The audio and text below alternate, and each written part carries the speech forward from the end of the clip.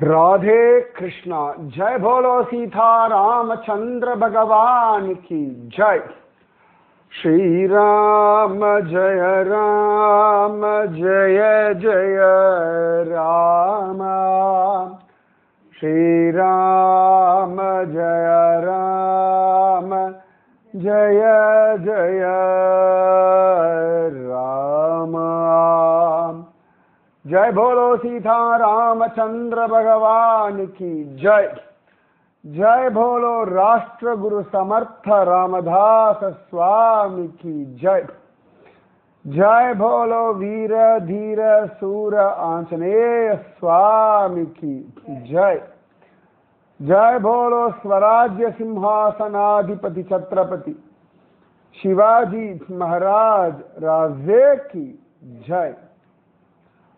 மகோன்னதமான சமர்த்த ராமதாசருடைய அழகான வைபவம். வாழ்க்கை ரொம்ப அழகானது. நீங்க வாழ்ந்த நாட்கள் எல்லாமே பொக்கிஷமானது தான். நிஜமாவே பொக்கிஷம்தான். சின்ன வயசுல ஓடி ஆடி விளையாடும் பொழுது கல்லில் அடிச்சுட்டு இருக்கோம், முள்ளு குத்து இருக்கு, நெறி கட்டின்னு இருக்கு. இது எல்லாமே அழகான ஒரு அனுபவம். இப்ப நினைச்சா ஜாலியா இருக்கு இல்லையா? ஸ்கூல்ல டீச்சர்கிட்ட அடி வாங்கினது, அப்பா அம்மா கிட்ட திட்டு வாங்கினது, காலில் முள்ளு குத்தியோட வீடே நம்ம காலை பிடிச்சி அமுத்தி அந்த பின்னை வச்சு குத்தி குத்தி குத்தி குத்தி குத்தி முள்ளு வலியை விட குத்தி குத்தி எடுக்கிற அந்த வலி அதுக்கு அவ்வளவு பெருசாகிடும். எல்லாமே இப்போ ஒரு சுகமாதான். நினைவுகள் சுகம்தானே. நம்ம ஏமாந்தது அதுவும் ஒரு பொக்கிஷம் தான். அதனால தானே நிறைய பாடங்கள் கற்றுக்கொண்டோம். அதனால நீங்க வாழ்ந்த நாட்கள், வாழ்ந்த நிமிஷங்கள், வாழ்ந்த மணித்துளிகள், வாரங்கள், மாசங்கள், வருஷங்கள் எல்லாமே பொக்கிஷமானதுதான். நீங்க சரியா பண்ணேளோ தவறா பண்ணேளோ எல்லாமே ஒரு அனுபவம். இப்ப திருத்தராஷ்டிரன்லாம் நினைச்சுப்பேன். திருத்தராஷ்டிரன், அஜாமிலன் வாழ்க்கையெல்லாம் பார்த்தாலே 88 வயசு வீணா போனவன் அப்படின்றதுதான் பாகவதமே சொல்றது. திருத்தராஷ்டிரனை சொல்லும் பொழுது புறக்கண்ணும் இல்லை அகக்கண்ணும் இல்லை அப்படிதான் அவனுக்கு வியாக்கியானம். பிள்ளை பாசம், பொறாமை நிறைய உண்டு அவனுக்கு. இத்தனையும் தாண்டி அவன் வாழ்ந்துட்டே இருந்தான். அதுக்கு என்னடா அவனுக்கு விதுர நீதி கேட்கிற பாக்கியம் கிடைச்சு. அதாவது அவன் அதை சின்சியரா எடுத்துட்டானோ இல்லையோ, ஆனா விதுரன்ற மகாத்மா அவனுக்கு உட்கார்ந்துண்டு அழகா நீதியை சொன்னார். திருதராஷ்டிரன் தன் பிள்ளைகளுக்கு என்ன ஆச்சுன்னு தான் கேட்டான். ஆனா அதுக்கு கிருஷ்ணனுடைய பகவத்கீதை, விஸ்வரூப தர்சனம் எல்லாம் வாய்ச்சது. அப்ப அவனுக்கு கிடைக்க வேண்டிய தெய்வீக அனுபவங்கள் எதையுமே சுவாமி நிறுத்தல. அதாவது அவன் அதை புரிஞ்சுண்டானோ இல்லையோ, அவன் அதை ரசிச்சானோ இல்லையோ, அவன் அனுபவிச்சானோ இல்லையோ, அவனுக்கு தெய்வம் கொடுத்தது. சரிதானே? அதெல்லாம் சேர்ந்துதான் திரும்பியும் எல்லாரும் இழந்த பிறகு கூட விதுரர் சொன்ன உடனே அவனுக்காக நம்ம பகவத்கீதை கேட்டோமே, விதுரநீதி கேட்டோமே, கட கட கட கட கட கடன் எல்லாம் வந்தது. அந்த பாசம்ன்ற மழையில நனைஞ்சு போன அந்த கட்டை அப்படியே கடகடகடன் காஞ்சது. ஜோரா யோகாக்னி வந்துடுது. அப்ப திருத்தராஷ்டிரன் வாழ்க்கைக்கும் ஒரு அர்த்தம் இருக்கத்தானே செய்யுது. அவன் வாழ்ந்ததுனாலேயே என்னாச்சு, கடைசியில மோட்சம் அப்படின்ற ஒன்றை அவனும் அடைந்தான். அதனால என் வாழ்க்கை தண்டம், நான் வாழறதே வேஸ்ட், இந்த நினைவுகளுக்கெல்லாம் அவசியம் இல்லை. பீஷ்மர் வாழ்க்கை முழுக்க அவ்வளவு வைராக்கியத்தோட இருந்தான். ஆனா கடைசியில அம்பு படுக்கையில தான் படுத்துட்டு இருந்தார். இது இந்த எக்ஸ்ட்ரீம். ஆனாலும் அவருக்கும் அவருடைய அந்திம காலத்திலே கண்ணன் வந்தான், நின்னான், சகஸ்ரநாமம் கேட்டான். குந்தி இள வயசுல இருந்தே மாத்தி மாத்தி மாத்தி மாத்தி கஷ்டங்கள். ஆனாலும் கண்ணன் அவளுடைய ஸ்துதியை கேட்டு அனுகிரகம் பண்ணான். திரௌபதி அவ வாழ்க்கையில இந்த மாதிரி ஒரு ட்விஸ்ட் கல்யாணத்துக்கு முன்னாடி ஒரு ட்விஸ்ட், கல்யாணத்துக்கு அப்புறமா ஒரு ட்விஸ்ட், எவ்வளவு அத்தனையும் சகிச்சுண்டு ஓடிண்டே இருந்தா அவளுக்கும் கிருஷ்ணானுகிரகம் கிடைச்சது. அப்ப பகவத் அனுகிரகம் உண்டு. ரொம்ப எல்லாம் மனசை போட்டு குழப்பிக்காதீங்க. இவ்வளவு நாள் நீங்க வாழ்ந்த வாழ்க்கை கண்ணனுக்கு தெரியும். மகாத்மாக்கள் எல்லாருமே இந்த நிமிஷத்துல இருந்து இவ்வளவு நாள் கிடைச்சதை சந்தோஷப்படு, இந்த நிமிஷத்துல வாழப்பழகு, இப்படிதான் சொல்லிக் கொடுக்கிறார்கள். சமர்த்த ராமதாசர் ரொம்ப அழகா இது எல்லாருக்குமே சொல்லிக் கொடுக்கிறார். எத்தனை விசேஷமா சத்ரபதி சிவாஜி, அப்புறமா போலோராம், ஒவ்வொருத்தருக்கா ஒண்ணு சொல்லிக் கொடுக்கிறார். அந்த தஞ்சாவூர்ல இருந்த ராஜ வித்வான், அவருக்கும் அழகா வாழ்க்கையையும் தர்மத்தையும் சொல்லிக் கொடுக்கிறார். சமர்த்த ராமதாசரை பார்க்கறதுக்கு எல்லா விதமான அதிகாரிகளும் வருவார்கள். பகவான் கீதையில சொல்வான், ஆர்த்தி ஜிக்ஞாசு அர்த்தார்த்தி ஞானி. நிறைய நான் சொல்றேன். அது துன்பத்துல கூப்பிடுறவன், தேவைன்னா கேட்கிறவன், ஆராய்ச்சி செய்பவன், தன்னை முழுமையாக பகவானிடத்தில் அர்ப்பணித்தவன், இப்படி 4 விதமான பக்தர்கள் என்னைக்குமே உண்டு. பகவானே சொல்றான், சதுர்விதமாக என்னை பஜிக்கிறார்கள் அப்படின்னு. நம்ம இந்த 4 கேட்டகரியில தான் மாற்றி மாற்றி சுத்தின்னு இருப்போம். சம்டைம்ஸ் ஞானி மாதிரி கம்ப்ளீட் ஆத்ம நிவேதனம் பண்ணியிருப்போம். சில சந்தர்ப்பங்கள்ல ஆர்த்தி துக்கம் வந்தோடனே பிரபோ காப்பாத்து, திரௌபதி மாதிரி கோவிந்தா புண்டரி காட்சான். சில சந்தர்ப்பங்கள்ல துருவன் மாதிரி எனக்கு இது வேணும் அப்படின்னு டிமாண்ட் பண்றது. சில சந்தர்ப்பங்கள்ல அப்படி ஆராய்ச்சி பண்றது, விசாரம் பண்றது, தெய்வம் உண்டா இல்லையா அப்படின்னு. சரி, 4 மாத்தி மாத்தி மாத்தி மாத்தி மாத்தி நம்ம சுத்தின்னு இருப்போம். அதனால பெருசாலாம் நான் எப்பொழுதுமே ஞானியாக இல்லையே, இல்லாட்டி எப்பொழுதுமே அர்த்தார்த்தியா நான் கிடையாது.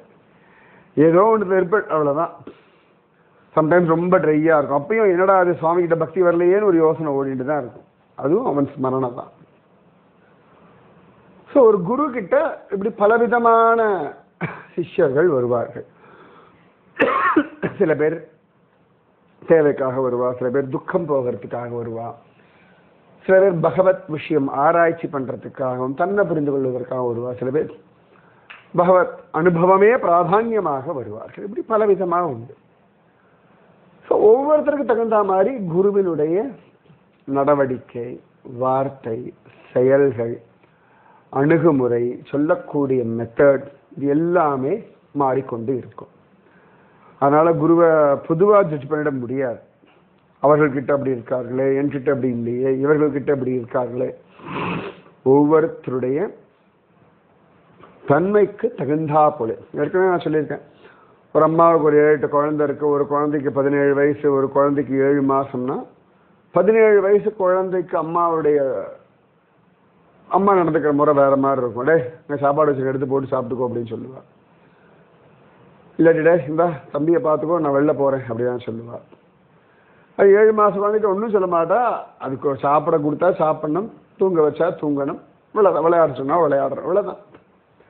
அது அம்மா எல்லாம் பார்த்து பார்த்து நான் பண்ணிப்பா, இவ்வளோதான். ஸோ குரு கிட்ட இருக்கிறவா எல்லாருமே ஞானிகள், இல்லாட்டி எல்லாருமே வைராக்கியசாலிகள் அப்படின்னு நினைக்க வேண்டாம்.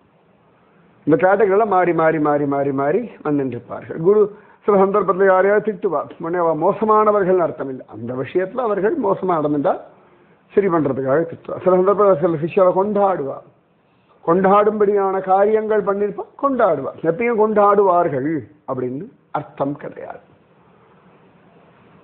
சமர்த்த ராமதாசர் நிறைய அழகா பகவத் விஷயங்கள் எல்லாம் சொல்லிட்டு இருப்பார். ஒரு சந்தர்ப்பத்தில் சஜ்ஜன்கள்ல இருந்துருக்கா, நிறைய பேர் அவர் பார்க்க வந்திருக்கா. ஜனங்கள் கூட்டமா உட்காந்துருக்கா. சமர்த்த ராமதாசர் ஏதோ விஷயம் சொல்லிட்டு இருக்கார். எப்பொழுதுமே விஷயங்கள்லாம் சொல்லுவார். அப்ப சொல்லிட்டு இருந்தா, ராமன் சர்வசக்தன். நம்ம என்னெல்லாம் கேட்கிறோமோ, என்னெல்லாம் நடந்துட்டு இருக்கோ எல்லாமே ராமராயாவினுடைய அனுகிரகத்தினாலே. அவன் சர்வசக்தன். அதாவது ராமனாலே முடியாதது யாராலையும் முடியாது, ராமனாலே முடியறதும் யாராலையும் முடியாது. ஆனா அவன்தான் சர்வசக்தன். அன்னைக்கு கூட திருவனந்தபுரத்துல இருந்தேன். அப்ப ஒரு பையன் ரொம்ப நல்ல பக்தன் சின்சியரா என்கிட்ட சொன்னான், குருஜி இந்த மாதிரி இந்த மண்டபத்துல இந்த இடத்துல தூண்ல ஒரு தேவதை இருக்கு, என்ன பிரார்த்திச்சுட்டாலும் நடத்தி கொடுக்கும் அப்படின்னு. நான் சொன்னடே 18 அடிக்கு பத்மநாபர் படுத்திருக்கார், இந்த தேவதைக்கு இடம் இல்லாம தூண்ல பள்ளி மாதிரி இருக்கு, அது நடத்தும் நம்புறியடா? பத்மநாபனாலே முடியாத ஒண்ணு அது கொடுத்துருமா? பத்மநாபனால மோட்சம் தர முடியும், அதை கொடுக்க முடியுமா? பத்மநாபனால கொடுக்க முடியாது, அதால கொடுக்க முடியாது. பத்மநாபனாலே முடியாது, இதாலேயும் முடியாது. பத்மநாபனை பாரு, எங்கேயோ ஒரு மண்டபத்துல ஒரு தூண்ல எங்கேயோ ஒரு ஓரத்துல இருக்கக்கூடிய ஒரு தேவதை எல்லாம் பெற முடியும், என்ன பைத்தியகார்த்தனமா இருக்கு அப்படின்னு நான் சொன்னேன். அதனால சுவாமி சர்வசக்தர் அப்படின்னு சமர்த்த ராமதாசர் அழகா சொல்லிருக்க. நிஜமாவே பல இடங்கள்ல பாக்குறேன், ஜட்டாயுக்கு மோட்சம் கொடுக்கிறான், அவ்வளவு அழகா விபீஷணனுக்கு ராஜ்யத்தை கொடுக்கிறான், சுக்ரீவனுக்காக வாலிய வதம் பண்றான், தேவர்களுக்கு வாக்கு கொடுத்தா போல ராவணனையும் அவன் கூட துஷ்ட காரியங்களுக்கு சகாயம் பண்றவாளையும் இல்லாமல் பண்ணான். எல்லாம் பண்ணி கொடுத்துட்டான். அப்பாவோட வாக்கு 14 வருஷம் வனவாசம் பண்ணி கொடுத்துட்டான். பரதனுக்கு பட்டாபிஷேகம் பண்றான், அவனுக்கு அப்புறம் பாதுகை கொடுத்து பாதுகா பட்டாபிஷேகம் பரதன் பண்றான். இப்படி யார் யாருக்கு என்ன உண்டோ சகலத்தையுமே பண்ணி கொடுக்கிறான் ராமச்சந்திரமூர்த்தி. குகனை என்னுடைய தம்பி அப்படின்னு சொல்லி கொண்டாடுறான், விபீஷணனை தோழனா ஏற்றுக்கிறான், சுக்ரீவனை சகாவா ஏற்றுக்கிறான், நம்ம குகனையும் உகந்து உயிர் தோழன் நீ எனக்கு அப்படின்னு சொல்றான். ஆஞ்சநேயனை தன் பக்தனா தன் தாசனா தன் சிஷ்யனா அங்கீகரிக்கிறான், சபரி மோட்சத்திற்கு சாட்சியா நிற்கிறான். எல்லா விதத்திலையும் ராமராயா சிரேஷ்டமா இருக்கான். அதனால ராமனால எல்லாம் முடியும் அப்படின்னு அந்த கூட்டத்தில் இருந்த ஒருத்தன் கொஞ்சம் ஒரு இந்த செக் பண்ற மாதிரி ஒரு ஆள் வச்சுக்கோங்களேன், குதர்க்கமா பேசுறவன் எல்லாம், ஓ ராமராயாவால எல்லாம் முடியும்னா எனக்கு இப்ப இந்த பழம் வேணும்னா, ஏதோ ஒரு பழம் சொல்றான், அது கிருத்த கேளான்னு சொல்றான், அது என்ன பழம் தெரியல, ஏதோ ஒரு பழம் துர்லபமா கிடைக்கும் போது இருக்கு அந்த பழம், அது வேணும் அப்படின்னு சொல்றான்.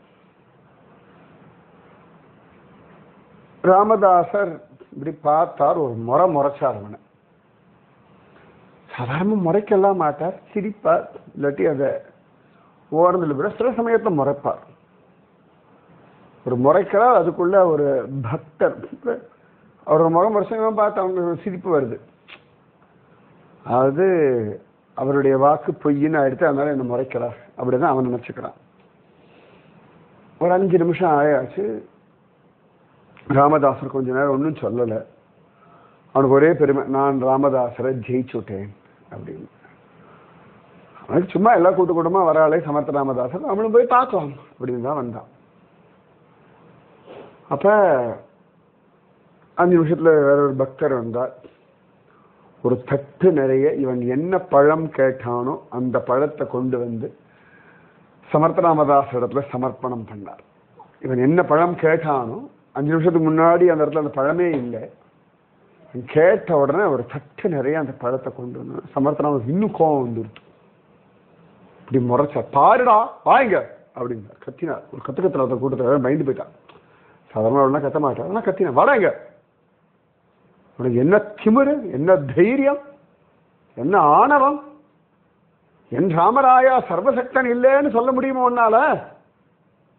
என்ன பக்தி பண்ணி கிழிச்சுட்ட? அப்படியே கேட்கறது, என்ன பக்தி பண்ணி கிழிச்சா, என்ன நாமஜபம் பண்ணாய், பெருசா ராமனை பரிசோதனை பண்ண வந்தியோ அப்படின்னு கத்துறாரு. நிஜமாவே பல சந்தர்ப்பங்கள் நிறைய பேர் நான் பார்த்திருக்கேன். நாம பண்ற பக்தி எல்கேஜி லெவல்ல, ஆனா நாம எதிர்பார்க்கிற நம்ம அபிப்பிராயம் நம்ம பிஹெச்டி லெவல் பண்ணிட்டோம் பக்தியில. நம்ம எதிர்பார்க்கறது அதை விட பெருசா மேருமலை அளவுக்கு எதிர்பார்க்கிறோம். மேருமலை அளவுக்கு எதிர்பார்க்கிறோம்னா பக்தி அட்லீஸ்ட் இமயமலை அளவுக்காக இருக்கணும்ல.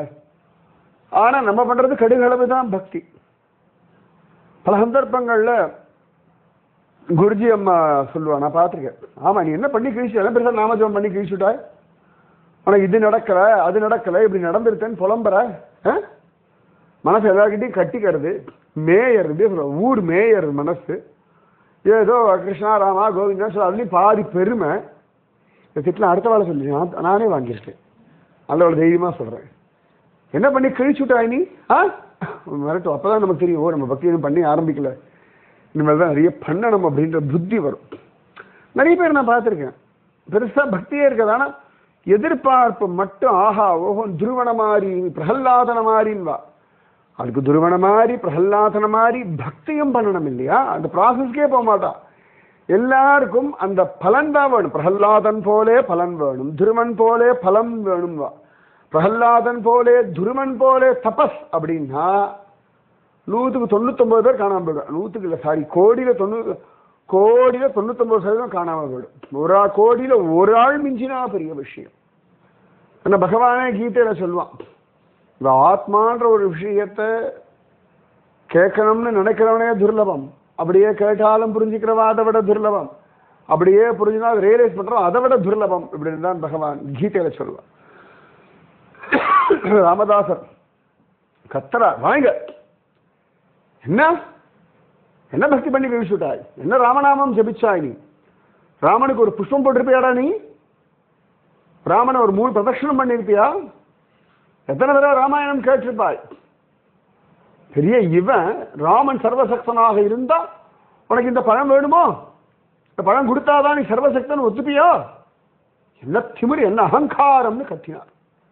வெள்ள வெளத்து போயிட்டான் அவன், எல்லாருமே வெள்ள வெளத்து போயிட்டான். ராமதாசர் இப்படி சத்தம்லாம் போடுவார்னு எதிர்பார்க்க நம்மளால இருப்போம். பாடுறா குழந்தை நீ கேட்டாய், பகவான் பாத்தியா கருணாசாகரன் கொண்டு வந்து பலன் கொடுத்துட்டான் பாத்தியா, இனிமேல் நிறைய நாம இப்படிதான் நாம எதிர்பார்ப்போம். சில சந்தர்ப்பங்கள்ல சில பேருக்கு இப்படிப்பட்ட பதில் தான் ரொம்ப அத்தியாவசியமானது. அந்த கோபமும் ராமநாராயணன் தான் கொடுக்கிறான். உடனேயே அவன் மன்னிச்சிருங்கோ சுவாமி மன்னிச்சிருங்கோ சுவாமினா, பாரு சொல்லு நீ சொல்லு என்ன ராமநாமம் ஜபிச்சார், என்ன தபஸ் பண்ணார் அப்படின்னு கேட்டனா, இல்லை நான் ஒண்ணுமே பண்ணதில்லை, பாரு ஒண்ணுமே பண்ணல, ஆனாலும் ராமன் சர்வசக்தனாக இருந்தால் சரட்டும்னு நீ சொன்னதுக்கு என் ராமராயா சௌலபியமானவன் கொண்டு வந்து கொடுத்துட்டான் பாரு, நீ ஒரு பழம் தானே கேட்டாய் சட்டி நிறைய கொடுத்தான், சாப்பிடு எல்லாத்தையும் சாப்பிடு, என் ராமராயா சர்வசக்தன், இனியாவது புரிஞ்சுக்கோ, இனியாவது அவனை பிடிச்சுக்கோ, இனியாவது நாமஜபம் பண்ணு. உன் கண்கள்ல கண்ணீர், கைய கூப்பிண்டா, சத்தியம் சுவாமி சத்தியம் சுவாமி இது ரொம்ப துர்லபமான பழம், அது இந்த இடத்துல கிடைக்கும் நான் எதிர்பார்க்கவே இல்லை,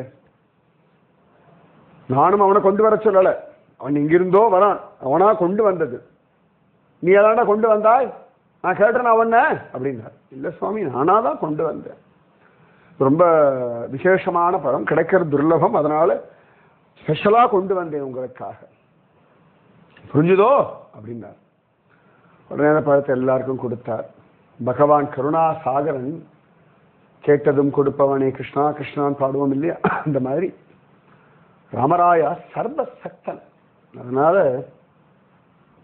புரிஞ்சு நடந்துக்கோங்கோ அப்படின்னா.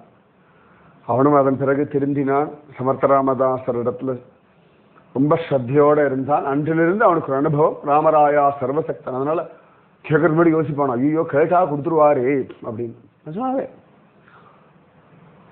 ஒரு ஸ்டேஜில் நிறைய நாமஜபம் பண்ண பண்ண இப்படி நினைச்சா அப்படி நடந்துடும். நான் குருஜி அம்மாட்ட சொல்லு, அம்மா பயமா இருக்கு, என்ன நினைச்சாலும் நடக்கிறது, எதை யோசிச்சாலும் நடந்து விடுறது, அதுக்கு நான் ப்ரிப்பேர் கூட பண்ண வேண்டிய அவசியமே இல்லை, இப்படி இப்படி வந்துடுறதுமா அப்படி, அதுக்கு என்னடா பயம் அப்படி அம்மா சிரிச்சா, அனுபவிக்க வேண்டியதானேன்னா நான் சொன்னேன், இல்லைம்மா அந்த நன்றியோட இருக்கணும், நான் இவ்வளவும் சுவாமி கொடுத்துட்டு இருக்கா, என் தமம் பெருசு, நான் பண்ற ஜபம் பெருசு, நான் பெரிய பக்தனாகிற திமிரு வந்துடப்படாது, எனக்கு அந்த ஆசீர்வாதம் மட்டும் பண்ணுங்கோ அப்படின்னு குருஜி அம்மா சிரிச்சு தலையில கையை வச்சா. அதெல்லாம் கிடைக்கிறத அனுபவிச்சுக்கோ. கேளு கேளு, தப்பு இல்லை. தப்பா இருந்தால் அவன் மாற்றி கொடுப்பான். அதெல்லாம் கேட்க வேண்டிய அவசியமே இல்லையே. ஆமா, சில விஷயங்கள் கேட்க வேண்டிய அவசியம் இல்லை. சில விஷயங்கள் கேளு.